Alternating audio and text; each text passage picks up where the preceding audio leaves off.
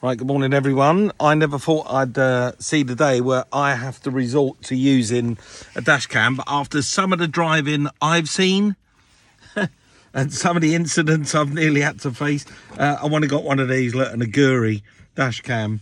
But this is a good one because it's going to tell me the speed limits on the roads as well, because it knows the speed limits of all the roads everywhere. It's got GPS built in, which is good. I'm just about to set it up in the car.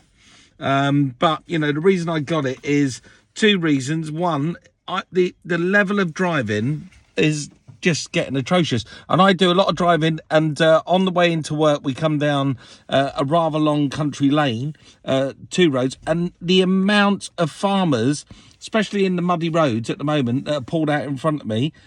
One that was like 2 days ago, I nearly wiped the front of the car off. Some of you may have seen that I did have a farmer swipe the front of the Ford off the car, literally wiped the front of it off whilst I was driving. He cut a corner. So I thought, you know what? I'm fed up with arguing. I'm just going to get one of these. I'm going to get a dash cam. And I'm going to make sure in future I record these incidents. So maybe I can play them here on social media, and people will see just how bad it's got out there on the roads. So pay attention, people. Please stop attacking me on the roads. Hopefully this Aguri dash cam will save the bacon. You get a rear one as well. They do a front and a rear camera. What's the point in recording the front if somebody's going to rear end you?